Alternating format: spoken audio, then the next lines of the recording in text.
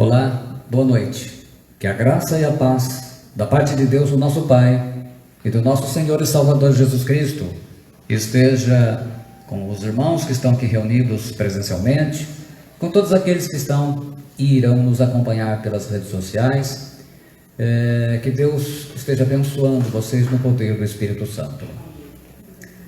O primeiro texto que nós vamos ver hoje, começaremos com 1 Pedro, a primeira epístola de Pedro, capítulo 3, no versículo 7. E nós estamos na sequência falando sobre 10 verdades sobre a oração. Domingo passado nós falamos sobre 5 verdades. Hoje talvez eu só consiga entregar 3 verdades e precise deixar 2 para domingo que vem.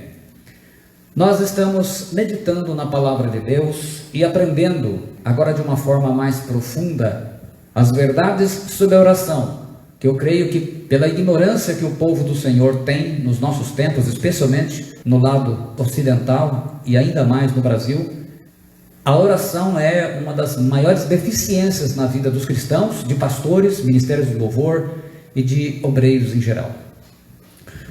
O primeiro texto está em 1 Pedro, capítulo 3, versículo 7, que diz assim: igualmente vós, maridos, coabitai com elas, falando das esposas, com entendimento, dando honra à mulher como vaso mais fraco, como sendo vós os teus cordeiros da graça da vida, para que não sejam impedidas as vossas orações. Bendito Deus e Pai de nosso Senhor Jesus Cristo, no poder do Espírito Santo nós estamos iniciando a ministração da palavra desta noite, e que o Senhor esteja abençoando a vida de todos aqueles que vão receber essa mensagem, e possam realmente, Senhor Deus, o Teu Espírito Santo fazer a obra, porque a Tua palavra não vai voltar a Ti, meu Pai, sem ter cumprido a sua missão. Em nome do nosso Senhor e Salvador Jesus Cristo. Amém. Pode se assentar, irmãos. Essas verdades, elas têm sido ocultas na vida da maioria das pessoas, mesmo de pastores, na vida de obreiros, na vida dos irmãos em geral, na vida do ministério de louvor. Então a gente nem fala, porque é um dos grupos mais fracos de oração que as igrejas têm. E então estamos resgatando. Nós já falamos de 5 da semana passada. Nas redes sociais tem, no YouTube também, no Instagram, à vontade para acompanhar. Hoje nós vamos começar dando sequência. A 6ª verdade diz o seguinte: a oração do marido e da mulher juntos preserva a família protegida. A oração do marido e da mulher juntos preserva a família protegida. Em 1 Pedro 3,7, na versão King James em português, atualizada, ela diz: exatamente da mesma maneira, vós maridos, vivei com as vossas esposas a vida cotidiana do lar, com sabedoria, proporcionando honra à mulher como parte mais frágil e cordeira do dom da graça da vida, de forma que não sejam interrompidas as vossas orações, o estilo de vida do cristão. Então nós aprendemos o quê? Que o marido e a esposa devem orar juntos. Primeiro ponto. Segundo, isso é uma proteção para o casamento e uma proteção para os filhos. A grande maioria dos casais cristãos brigam juntos, cometem traição juntos, entram em conflito e desentendimento juntos, partem para o divórcio juntos, por falta, entre outras coisas, de uma só: não oram juntos. Aliás, em 35 anos de ministério de pastor, atendendo casais, eu não tive um único caso em que o casal tenha enfrentado traição, ou o marido cometeu adultério, ou a esposa, até mesmo os mais recentes. Em nenhum deles o casal orava juntos. Nenhum deles. Todos eles seguem a regra. Nessa oração é uma coisa importante nós compreendermos que isso faz parte de uma proteção na vida matrimonial. E uma coisa muito importante, que disso daí depende uma segunda. É nessa oração juntos que eles pedem o quê? A orientação para Deus de como educar seus filhos. Em Juízes 13:8, está lá escrito: então Manoá orou ao Senhor e disse: ah, Senhor meu, rogo-te que o homem de Deus que enviaste ainda venha para nós outra vez e nos ensine o que devemos fazer ao menino que há de nascer. Os pais de Sansão orando, não é? Como fazer? Então, nós apresentando essas verdades sobre oração, nós vamos fazer aquilo que Deus tem me mandado fazer nessas últimas mensagens. Estamos correndo por toda a Bíblia, estamos descortinando, estamos trazendo os textos da Escritura do Antigo e do Novo Testamento, vendo o ensinamento original da palavra para a edificação de todos. Então, essa sexta verdade está explicando isso. Esta geração está sendo condenada porque é fruto de pais que não oram a Deus por suas vidas. Então, não se paga preço de oração pelos filhos. Marido e mulher devem orar e jejuar juntos pela proteção do matrimônio. 1 Coríntios 7,5. Está lá o texto. Não vos priveis um ao outro, senão por consentimento mútuo por algum tempo, para vos aplicardes ao jejum e à oração, e depois ajuntar-vos outra vez, para que Satanás não vos tente pela vossa incontinência. Naturalmente que se você está acompanhando esta leitura pela revista atualizada, não vai ter a palavra jejum. Lembrem-se, algo que eu já comentei em algumas mensagens anteriores, atualizada, como a grande maioria das traduções de Bíblias na nossa língua, elas são traduzidas do texto crítico, aquele texto que foi montado, manipulado em 1800 e pouquinho, né, por Westcott Hurt. E a Corrigida Fiel mantém a tradição do textos receptos, né, o texto recebido desde a igreja de Antioquia, que veio fazendo parte do ensino da igreja. A palavra jejum, em grego que está aí, neisetia, quer dizer jejum, abstinência por falta de comida. É a privação total ou parcial de alimentos. É o estado de quem não come desde o dia anterior. Então ele fala de jejum. Então há consagração. Ele fala, agora vocês voltem a viver normalmente, para que Satanás não vos tente. A palavra oração, que eu já tenho repetido aqui, vocês já ouviram várias vezes, prosioquei, que é uma das palavras mais usadas no Novo Testamento, é aquela oração de adoração, aquela que pode ser chamada de casa de oração. Então, é a oração, né, da igreja, a oração de ministério de intercessão, de grupos de oração. O ensinamento é bem claro.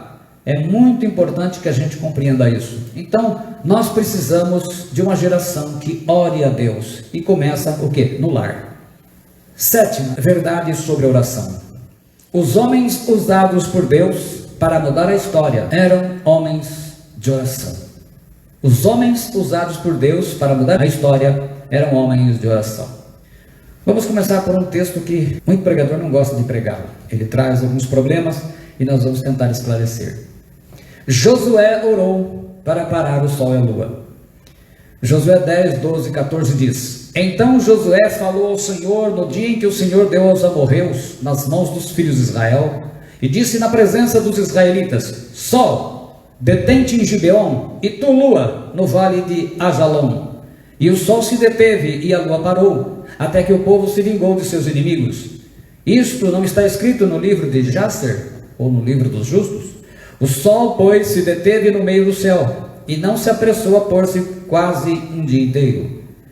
E não houve dia semelhante a este, nem antes, nem depois dele, ouvindo o Senhor assim a voz de um homem, porque o Senhor pelejava por Israel. Josué, em hebraico, é Yoshua. Javé é a salvação. Então, Yeshua é o nome de Josué. Falou, o verbo aqui, dalbar em hebraico, ele fala de falar, dizer, declarar, suplicar, literalmente dobrar os joelhos, né? Pedir com insistência, é uma oração de decreto. O Josué ora, manda o sol, manda a lua. E ao achar aí o Jasser, é justos, né? O livro dos justos, algumas traduções traduzem como livro dos retos, livro dos justos, né? A palavra ouvindo, nós já falamos várias vezes, é a palavra shalmah, que para o homem tem uma forma de entender, e para quando se refere a Deus outra, né? Que é ouvir, entender e atender, no caso de Deus, né? Ele obedece, ele atende à oração. Sol detente, dalman quer dizer deter-se, parar, ficar parado. Então tudo isso estava acontecendo. Lua parou. Almad quer dizer manter-se, permanecer parada. Quando os reis saíram para destruir Gibeão, por causa da sua aliança com Israel, Josué teve que honrar a sua aliança, e Deus livrou Gibeão.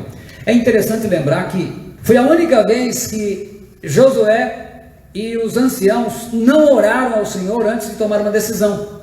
E aí eles arrumaram um problema, porque esse povo de Gibeão, o que eles fizeram?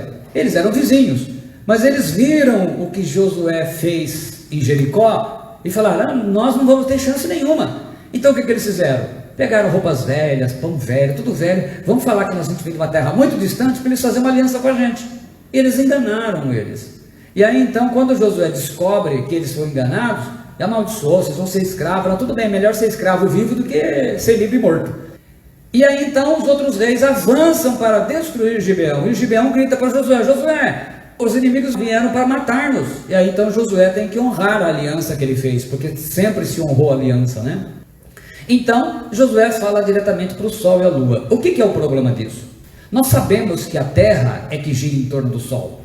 É um movimento de translação que dura 365 dias, 5 horas e 48 minutos, numa velocidade da terra em 107 mil quilômetros por hora. Aí a gente diz que passou um ano. Então a terra não está parada, ela tem movimento. Tem muito cristão que está parado, tem muito crente parado, mas a terra não, a terra está em movimento, ela não para. Sabemos também que a terra gira em torno de si mesma, movimento de rotação, né, no sentido anti-horário. Então ela gira dias e noites, ela gira em torno do sol e em torno de si mesma, né? O Josué não sabia disso. O que ele faz? Ele ora dando ordem para o sol e a lua.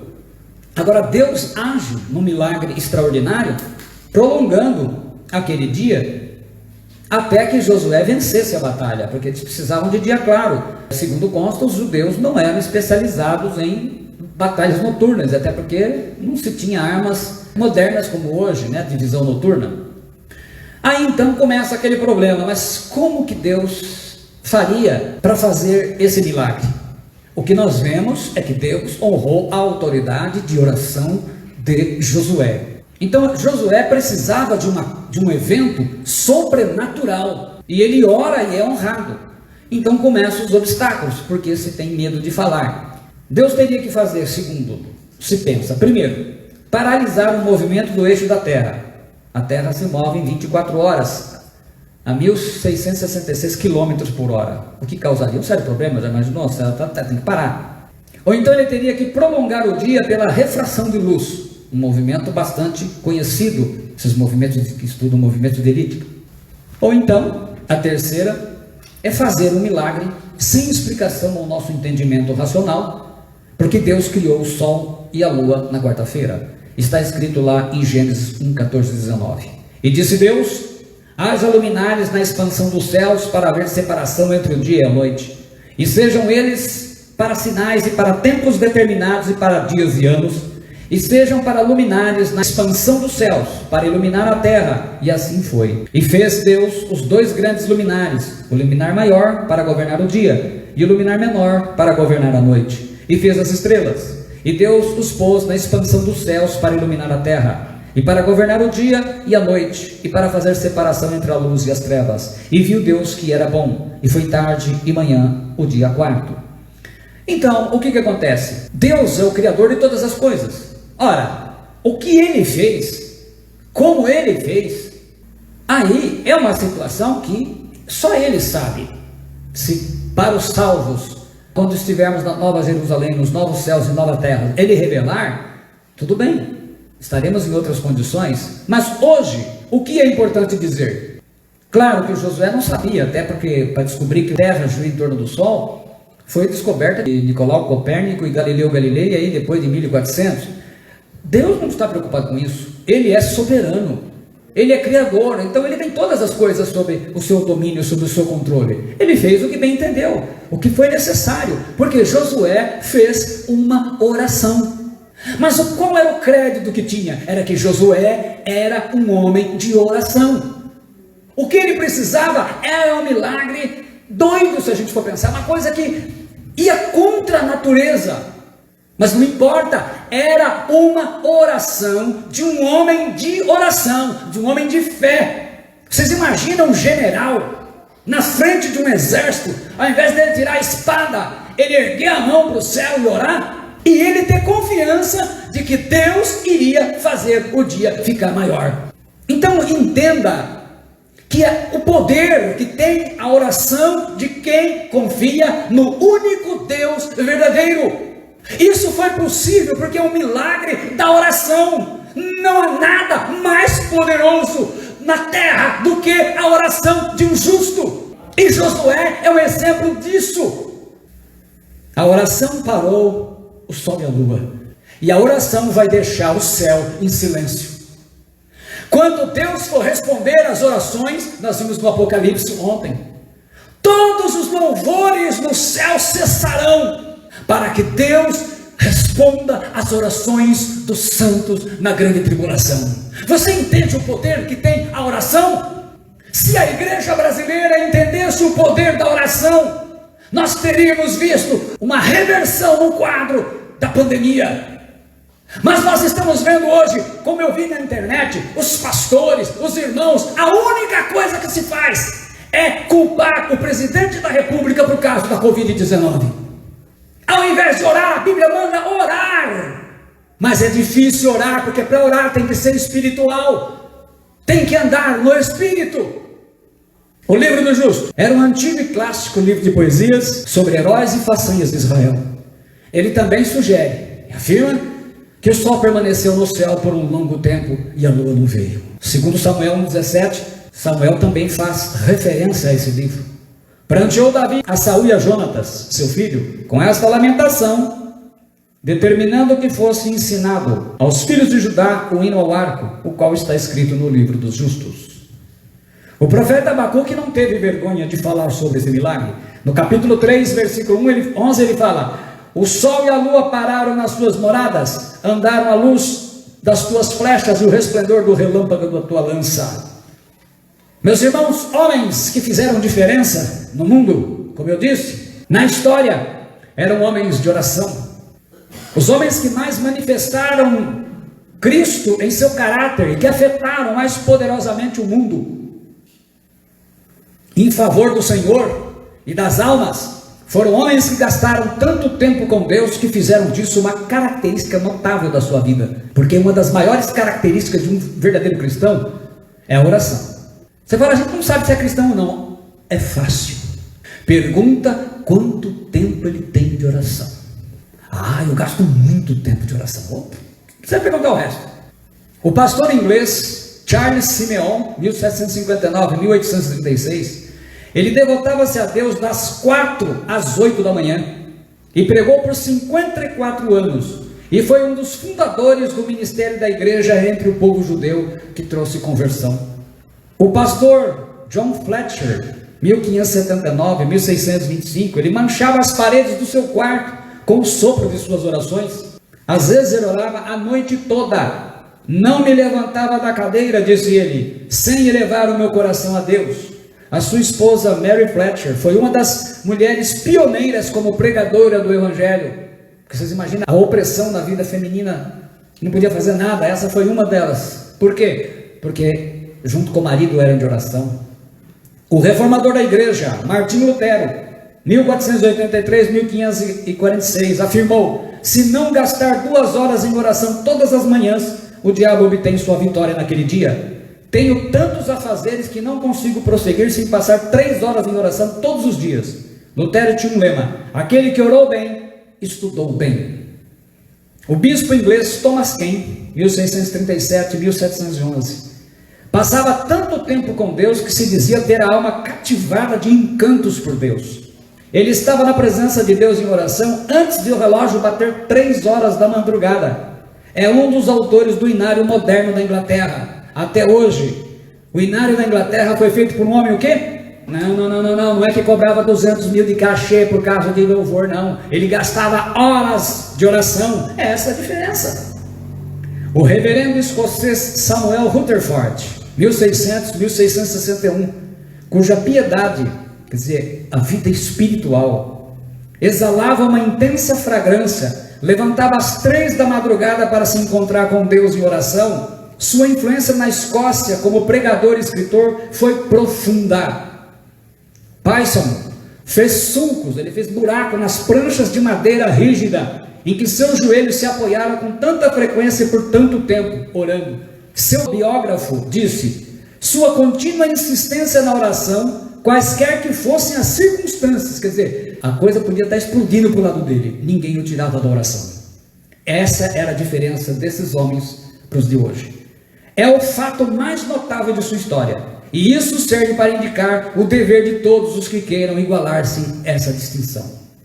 O bispo inglês Lancelot Andrewes, 1555-1626, passava quase 5 25 horas todos os dias em oração em momentos devocionais, servindo a rainha Elizabeth e o rei James I. Ele foi o encarregado de supervisionar a famosa versão e tradução de Bíblia, a autorizada, ou a King James Version, 1611, tida até hoje como a melhor tradução dos originais das Escrituras. Vocês percebem que dá para perceber que quem fez alguma coisa diferenciada no mundo era de oração? Mas eu não terminei. O general inglês militar Henry Havelock, 1795-1857, sempre passava as 2 primeiras horas de cada dia a sós com Deus. Se o acampamento fosse marcado para 6 da manhã, ele levantava às 4. Venceu guerras e pregou aos soldados do exército. O contra-almirante, outro militar, Earl Cairns, 1819-1885, da Marinha Inglesa, levantava às 6 da manhã para garantir 1h30 de estudo da Bíblia e oração, antes de conduzir o culto doméstico às 7h45. Eram pessoas devotadas à oração, por isso que as suas vidas tinham diferença. O missionário batista Adoniram Hudson, 1788-1850, devotava muito tempo à oração. O primeiro missionário da Birmânia, e levou a Cristo, trabalhando quase 40 anos lá, levou 12 anos para fazer 18 discípulos. Ele havia escrito uma gramática do idioma, assim como Lutero fez com o alemão, que ainda é usada hoje, e começou a traduzir a Bíblia. Quer dizer, a gramática que ele começou se transformou no idioma da Birmânia, assim como Lutero fez com o alemão, hoje começou com ele. Quando faleceu, ele deixou a Bíblia traduzida, 100 igrejas levantadas e mais de 8.000 discípulos, e o terceiro maior número de batistas do mundo, atrás apenas dos Estados Unidos e da Índia. Foi um verdadeiro apóstolo de Cristo. Nenhum homem pode fazer uma obra grandiosa e duradoura no reino de Deus se não for um homem de oração, e se não consagrar muito tempo à oração. Os homens que mais fizeram pelo reino de Deus neste mundo foram os que logo cedo estavam de joelhos em oração a Deus. É a força insuflada pela oração que cria santos. Homens e mulheres santos são forjados pelo poder da oração verdadeira. Está explicado por que a igreja tem bastante gente que só sabe cometer pecados e cair fora, porque passam grande parte de seu tempo não buscando oportunidades de pecados, mas na presença de Deus. Você já imaginou quantos problemas das nossas vidas, da sua vida, da sua família, da sua casa, do seu trabalho, poderia ter sido revertido se o seu tempo fosse dedicado mais à oração? Olha, não precisa muito. Você já imaginou se você orasse o tempo que você fica perdendo tempo no celular? Não estamos falando o tempo que você estuda, o tempo que você trabalha, que você usa profissionalmente ou educacionalmente, ou o tempo, por exemplo, agora que você está ouvindo uma pregação, ouvindo uma mensagem, um hino, algo assim. Eu estou falando aquele tempo inútil, que você passa um monte de bobagem. E eu vejo que a gente, teve um dia que eu estava passando eu passei dois, passaram um videozinho que eu achei engraçado, eu falei, fala sério, eu olhei para mim e falei, fala sério, você não tem tempo, você arrumou tempo para ficar passando coisa engraçada? Peraí, qual que é a prioridade? Aí eu mesmo me cobrei, falei, de fato, eu falei, tá vendo? Esse é um tempo inútil. Falei, não, corta. Eu me policiei, falei, gente, não é possível. Eu imagino o dia a dia. Imagina se todos nós fizéssemos as coisas dessa forma, aproveitássemos o tempo. Oitava verdade: a oração não é a arma de guerra, porque a oração é a própria guerra. Colossenses 4,12: saúda-vos Epáfras, que é dos vossos, servo de Cristo, combatendo sempre por vós em orações, para que vos conserveis firmes, perfeitos e consumados em toda a vontade de Deus. A King James, atualizada, que nós conhecemos aí o coordenador: Epáfras, que é também um de vós e servo de Cristo Jesus, vos envia saudações. Ele está sempre guerreando por vós em suas orações, para que, como crentes maduros e cheios de fé, continueis caminhando firmes na prática de toda a vontade de Deus. Então a gente vê que a batalha é uma batalha. Por que as pessoas hoje, inclusive das famílias, vêm à igreja e por qualquer motivo abandonam, troca de igreja? As pessoas que não são guerreiros. A gente vê pessoas com vontade de fazer muitas coisas na igreja, mas sem oração.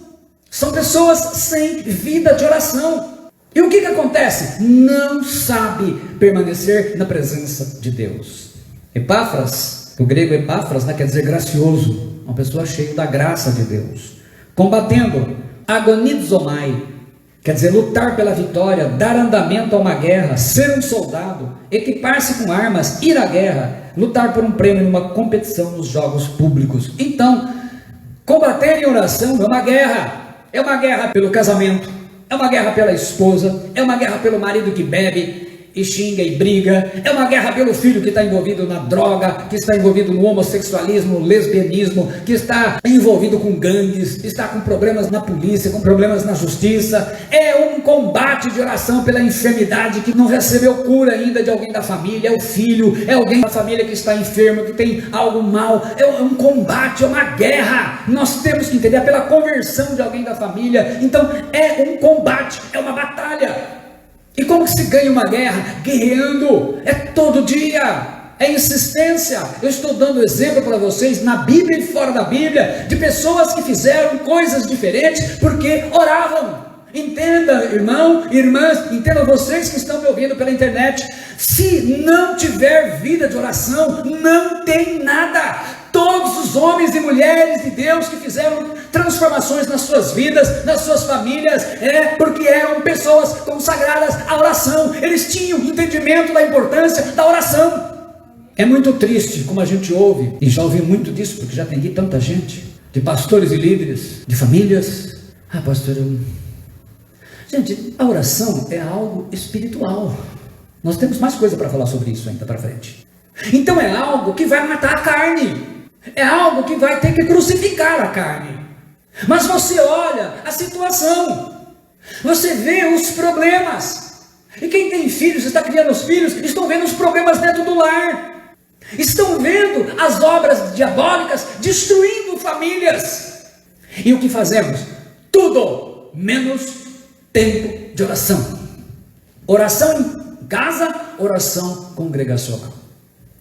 Oração, aquela palavra que eu já falei, proseuquei, já expliquei em detalhes, a oração diante de Deus. Firmes, a tradução nossa, né? Ou perfeitos, segundo a atualizada. A palavra telios quer dizer levado ao seu fim. No Novo Testamento ela significa uma pessoa adulta e maduro na mente e no conhecimento. Quer dizer, uma pessoa que você explica as coisas, ela entende e ela põe em prática. Porque o que é imaturidade? Irmão, você tem que orar. Tá bom, aí ela não ora. Irmão, você tem... isso é imaturo. Alguém que não está maduro ainda espiritualmente. O que é o maduro? Olha, nós temos que orar. Então, quando que começamos? Vamos orar e a gente vai. Vamos. É o maduro. A pessoa madura, você fala para ela uma vez só. Você entende. Nós fizemos um acompanhamento com um casal durante 9 meses. Iam se divorciar. Brigada e coisa tal.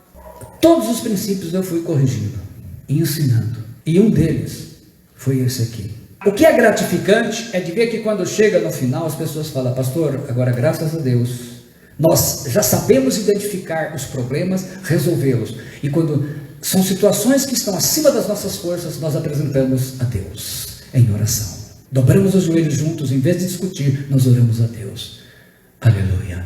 Missão dada, missão cumprida. Vocês entendem? Só tem um segredo.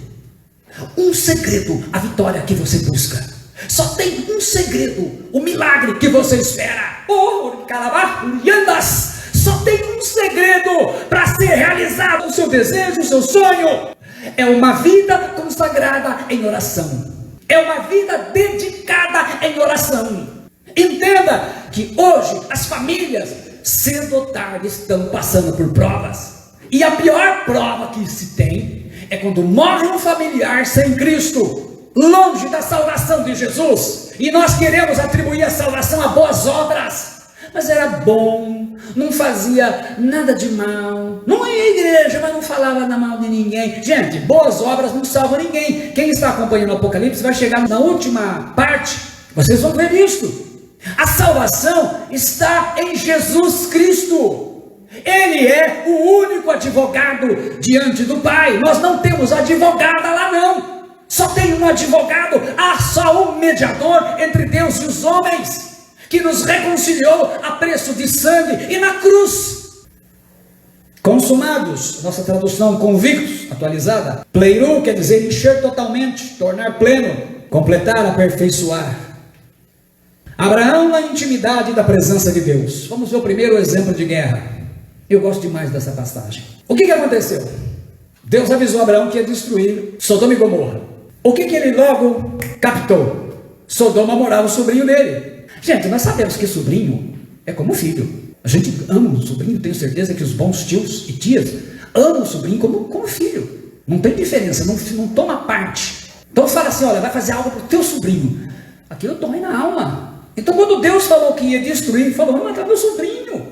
Aí então, Abraão, que era um homem de oração, gente, eu nunca vi um negócio desse. Nem Moisés foi tão bem sucedido como Abraão. O Abraão vai questionar na oração. Em vez de reclamar, fica falando, esse Deus, não. Abraão foi na presença de Deus e ele fala assim, lá em Gênesis 18, do 22 ao 33. Então viraram aqueles homens os rostos da lei e foram-se para Sodoma. Já foram direto para Sodoma. Lá estava o sobrinho dele. Lá estava o sobrinho, a esposa, né, a sobrinha, as filhas, as sobrinhas. Então ele falou, meu Deus do céu, minha família está lá. O que ele fez?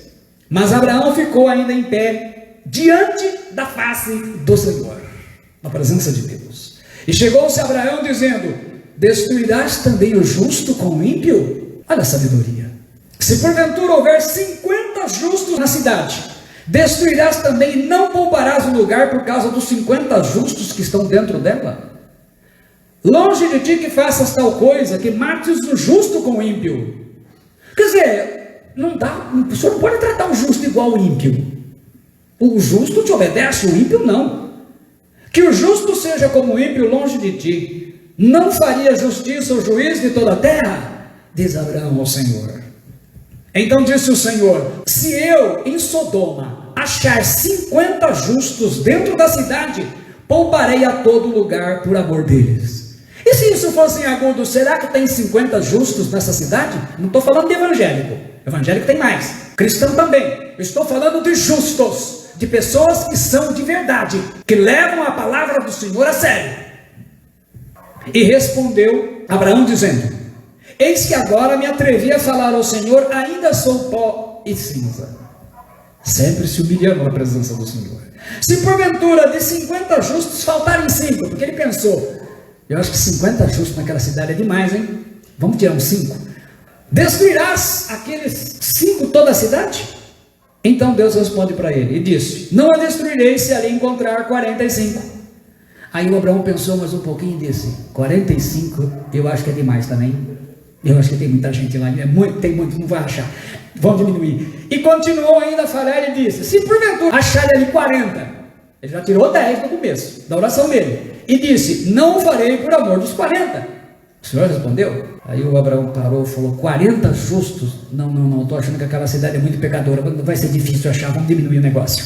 Disse mais, ora, não se ire o Senhor, se eu ainda falar, se porventura se acharem ali 30, o Senhor responde e disse, não o farei se ali achar 30.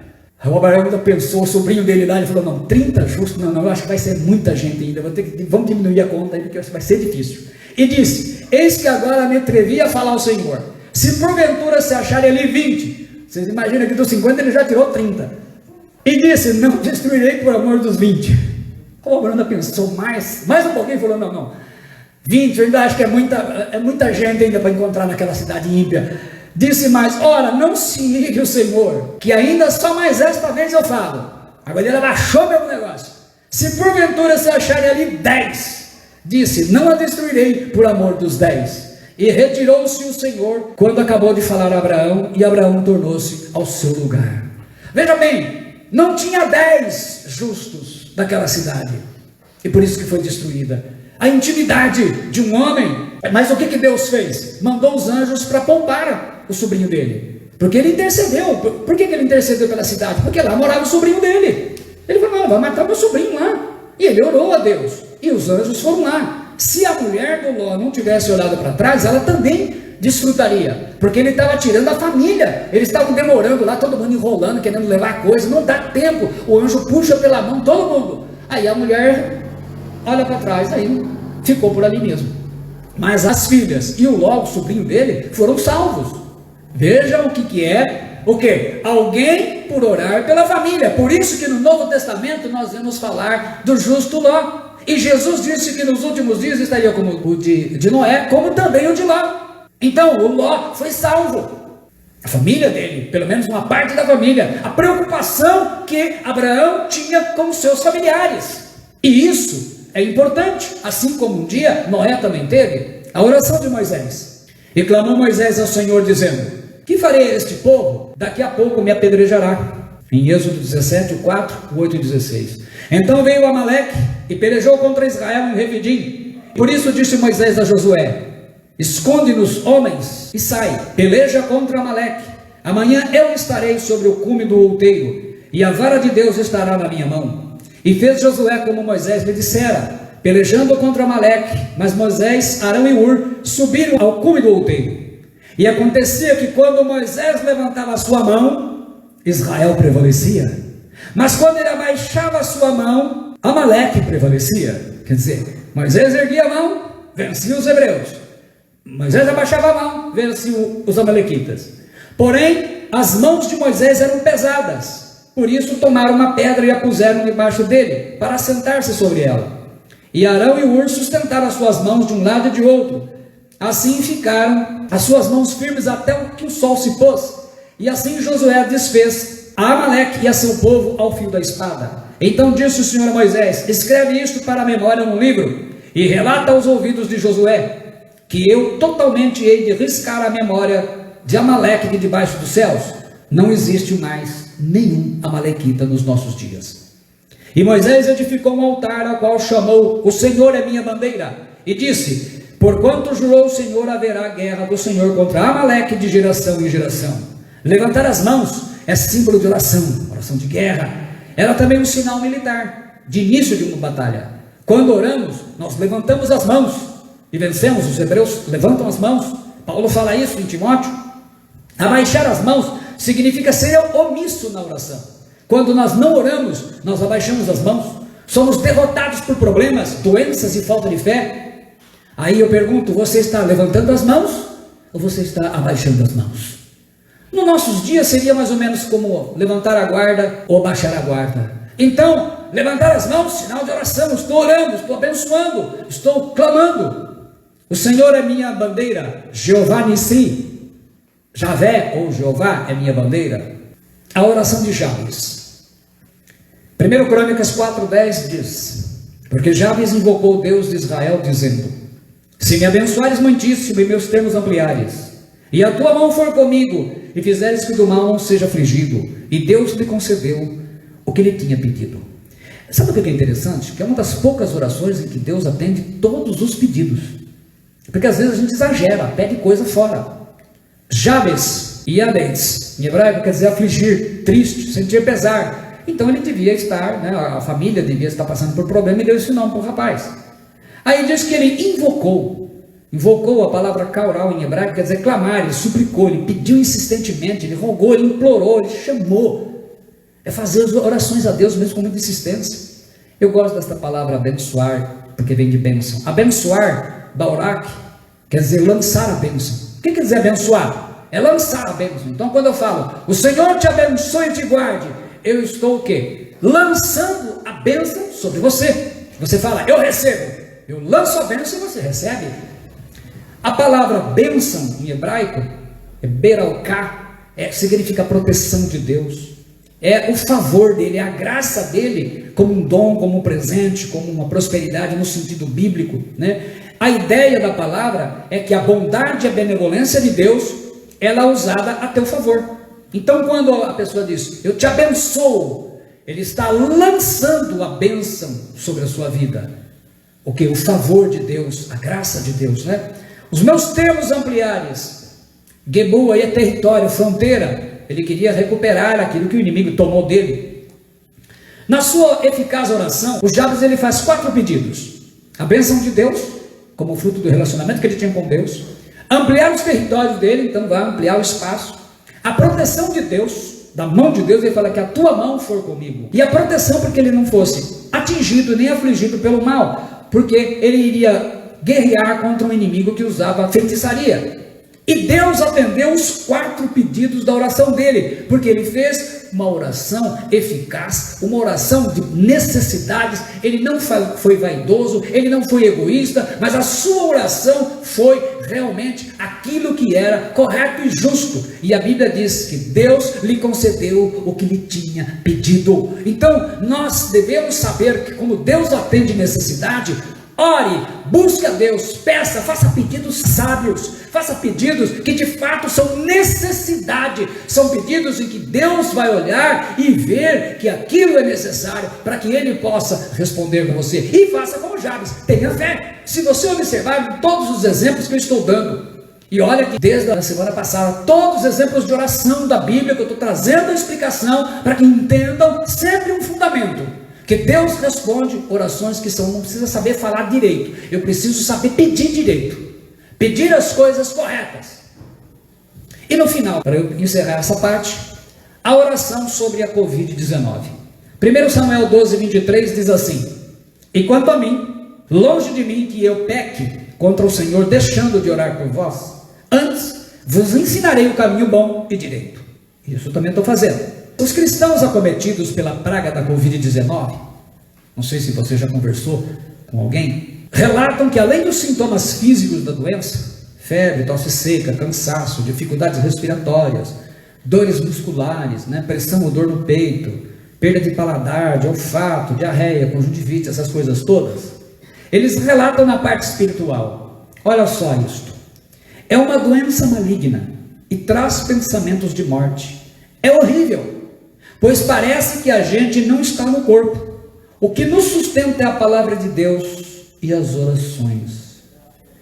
Então, se você até aqui na pandemia, digamos que não teve nenhum caso na família, você não orou por ninguém com essa situação, espiritualmente é porque você é uma pessoa morta, porque não tem um pingo de sensibilidade com a dor alheia.